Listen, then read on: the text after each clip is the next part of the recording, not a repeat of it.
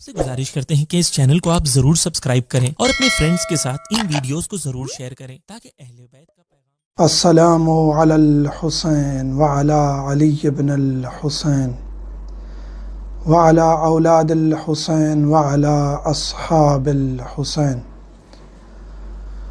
मोमिनीन कराम, मुहर्रम अल हराम वो महीना है जिसके बारे में इमाम रज़ा अलैहिस्सलाम फरमाते हैं कि ये वो महीना है जिसमें ज़माने जाहिलियत के लोग भी जंग नहीं करते थे, और मज़लूमियत है आले रसूल की कि इस महीने में जिसमें कुफ़ार भी जंग नहीं करते थे, आले रसूल की हुर्मत को पामाल किया गया।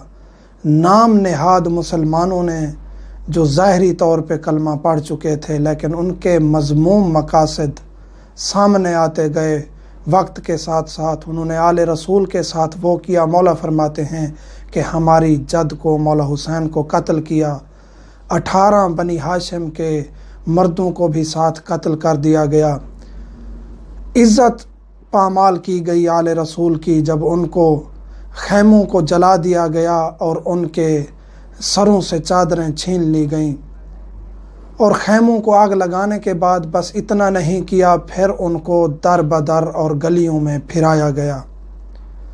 मौला फरमाते हैं कि मुहर्रम उल हराम जब आ जाए तो मेरी जद, मेरे वालिद, आबा व अजदाद, अहले बैत, उनको कभी नहीं देखा गया कि वो हंसते हों या किसी खुशी में वो शरीक हों।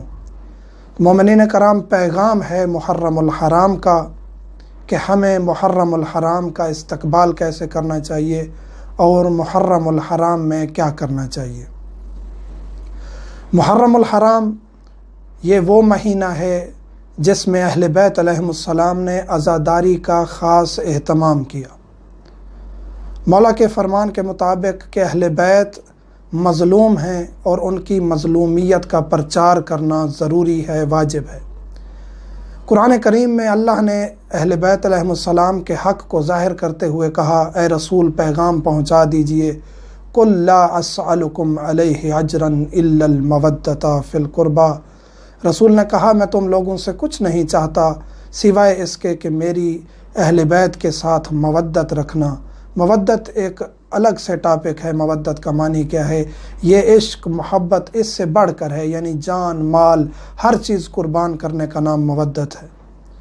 तो अहले बैत के साथ मवद्दत रखना, और जो अजर रिसालत और मवद्दत जो देनी चाहिए थी उसके बरअक्स गए हैं नाम नेहाद मुसलमान। तो क्या किया गया है? आले रसूल के साथ करबला बर्पा की गई, छोटे छोटे बच्चों तक को कत्ल कर दिया गया। तो यहाँ फिर मज़लूमियत मौला हुसैन को सामने ले आना, शायर हुसैनिया की ताज़ीम करना हर ज़ी शऊर पर वाजिब है। मौला हुसैन अलैहिस्सलाम के कत्ल को सामने ले आना और उसको मनाना और मातम बर्पा करना, ये वाजिबात में से आज के दौर में शुमार किया जाता है। और इसकी ताकीद और तायीद अहले बैत अलैहिमुस्सलाम ने मुख्तलिफ़ मकामात पर की है। इमाम जाफ़र सादिक़ अलैहिस्सलाम फरमाते हैं, अहयु अमरना रहमल्लाहु मन अहया अमरना। इसी तरह दीगर आइम्मा अलैहिमुस्सलाम ने मुतअद्दिद मकामात पर यह हुक्म फरमाया है कि हमारे अम्र को ज़िंदा कीजिए, हमारा पैगाम लोगों तक पहुँचा दीजिए। तो वो कौन सा अम्र है? बाज़ मकामात पर फिर पूछा गया अहले बैत से, तो उन्होंने फरमाया कि मजाले से हुसैन बर्पा की जाए, ज़िक्र हुसैन बर्पा किया जाए। सबसे बड़ा अम्र हमारा यही है जो लोगों तक पहुँचाना ज़रूरी है। मक़तल इमाम हुसैन और उसका मकसद लोगों तक पहुँचना ज़रूरी है। मकसद क्या था? मौला ने ख़ुद फरमाया है कि मैं किसी जंग के लिए नहीं निकला। मौला हुसैन अलैहिस्सलाम किसी जंग के लिए नहीं निकले थे, बल्कि इस्लाह उम्मत मोहम्मद मुस्तफ़ा के लिए लिखने थे। तो उम्मत मोहम्मदी की इस्लाह यही थी कि जब मौला हुसैन अलैहिस्सलाम कुर्बानी देते, उसके बाद यजीदियत वाज़े हो जाती कि शराब नोशी और बाकी जुआ और बाकी चीज़ें ये इस्लाम में नहीं है, हुसैनियत का नाम इस्लाम है। तो मोमिनीन कराम, मौला ने यही फरमाया है कि मुहर्रम को इस तरह मनाएं। मौला ने इब्न शबीब से कहा कि जब भी तेरा रोने का दिल हो तो इमाम हुसैन पर गिरिया किया कर, اور اہل بیت علیہم السلام نے اتنا گریہ کیا ہے، انشاءاللہ ہم ترتیب کے ساتھ بتائیں گے کہ مولا حسین علیہ السلام کی مجالس کب برپا ہوئیں، مولا حسین علیہ السلام کا ماتم کب برپا ہوا، عرش پر کس نے ماتم کیا مجلس کی، مولا کی ولادت سے پہلے کس طرح مجالس ہوئیں، مولا کی ولادت کے بعد کس طرح مجالس و گریہ ہوا، مولا کی شہادت کے بعد کس طرح مجالس و گریہ ہوا۔ اور جو دشمنان اہل بیت اور دشمنان ماتم و عزاداری اعتراض کرتے ہیں، ان کو انشاءاللہ ہم جواب بھی دیں گے، اور انہی کی کتابوں سے اور قرآن و حدیث سے ثابت کریں گے کہ مجلس امام حسین علیہ السلام اور ماتم امام حسین علیہ السلام کی فضیلت کیا ہے اور اس کو برپا کرنے کا اجر کیا ہے۔ کیونکہ بارہا اہل بیت علیہ السلام کا یہ کہنا کہ عزاداری برپا کی جائے، مقصد امام حسین علیہ السلام کو بیان کیا جائے، اور جب بھی مولا کا نام آتا تو اہل بیت کا کوئی بھی فرد ہو، چاہے ائمہ علیہ السلام سے ہوں یا ان کی اولادوں میں سے، بس نام ہی آتا مولا حسین علیہ السلام کا اور وہ زار و قطار رونا شروع ہو جاتے، تو یہ ظاہر کرنا تھا کہ مشن حسینی کیا ہے اور مقصد حسینی کیا ہے۔ تو مومنین سے یہی درخواست کروں گا کہ مجالس امام حسین علیہ السلام یہ وہ مجالس ہیں جس میں اہل بیت تشریف لاتے ہیں۔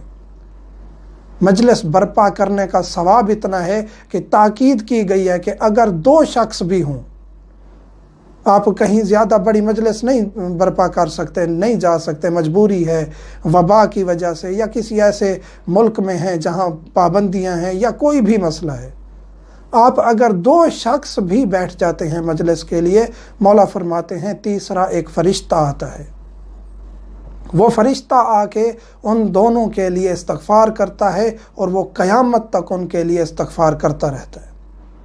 اور پھر یہ علماء بار بار بتاتے رہتے ہیں کہ 2 شخص بھی اگر مجلس امام حسین علیہ السلام برپا کرتے ہیں، ذکر اہل بیت کرتے ہیں، تو ہماری دادی زہرا وہاں جاتی ہیں۔ آگے انشاءاللہ ہم ترتیب سے ذکر کریں گے کہ اہل بیت نے کس طرح غم منایا ہے مولا حسین کا اور تاکید کس طرح کی ہے۔ تو آج مقصد یہ تھا بتانا کہ محرم الحرام کو اس طرح منائیں، اس طرح برپا کریں، عزاداری اس طرح برپا کریں کہ جس طرح اس کا حق ہے۔ مولا فرماتے ہیں عارفاً بحق ہی، مولا حسین کی زیارت کے الفاظ پڑھیں یا مولا حسین کی عزاداری کے الفاظ پڑھیں تو وہ کہتے ہیں کہ ان کی معرفت کا آپ کو علم ہو، آپ ان کے حق کو جانتے ہوں، معرفت رکھتے ہوں۔ یہ نہیں ہے کہ آپ 10 دن محرم کے آ جائیں، عزاداری کریں اور باقی سارا سال آپ نام کے شیعہ رہیں، آپ کے گھر پہ علم لہرا رہا ہو لیکن تعلیمات ابو الفضل العباس آپ کے گھر میں نہ ہوں، آپ کے گھر سے گانا بجانے کی آواز تو آئے لیکن کسی مجلس کی، کسی اذان کی، کسی نماز کی، کسی تلاوت کی آواز نہ آئے، تو پھر یہ مقصد نہیں ہے آپ کا شیعہ ہونے کا۔ شیعہ وہ ہیں، انشاءاللہ آگے 1-2 ویڈیوز میں ہم ذکر کریں گے کہ شیعہ کون ہیں اور شیعوں پر کتنی رحمتیں ہیں، کتنی برکتیں ہیں، اور جناب زہرا فخر کرتی ہیں۔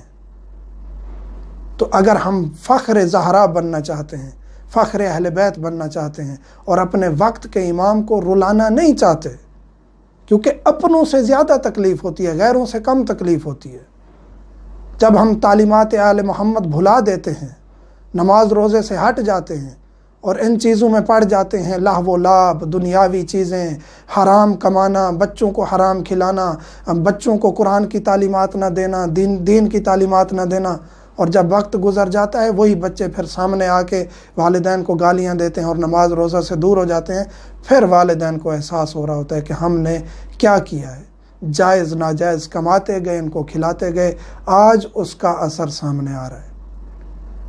تو محرم ہے، اس کو اس طرح برپا کریں جس طرح اس کا حق ہے، نماز، روزہ، تعلیمات آل محمد، ان سب چیزوں کے ساتھ جب آپ چلتے ہیں پھر عزاداری کی رونق آپ کے دل میں اور سامنے والے کو پتہ چل جاتا ہے کہ یہ حقیقی معنی میں عزادار ہے۔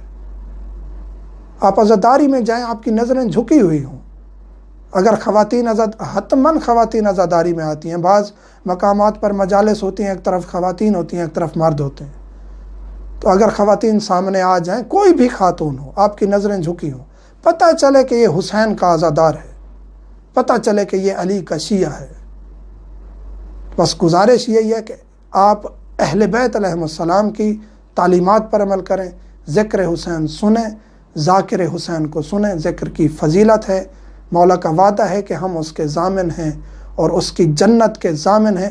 کم سے کم اجر ہے اس کا، مومن کا جو عزادار ہے جب ایک آنسو بہاتا ہے، کم سے کم اجر اس کا یہ ہے کہ اس پر جنت واجب ہو جاتی ہے۔ تو حقیقی معنوں میں شیعہ بننے کی کوشش کریں۔ خداوند کریم ہمیں اہل بیت علیہم السلام کی تعلیمات پر چلنے کی توفیق عطا فرمائے۔ مومنین سے ملتمس ہوں مجھے، میرے بچوں کو اور والدین کو دعا میں یاد رکھیں۔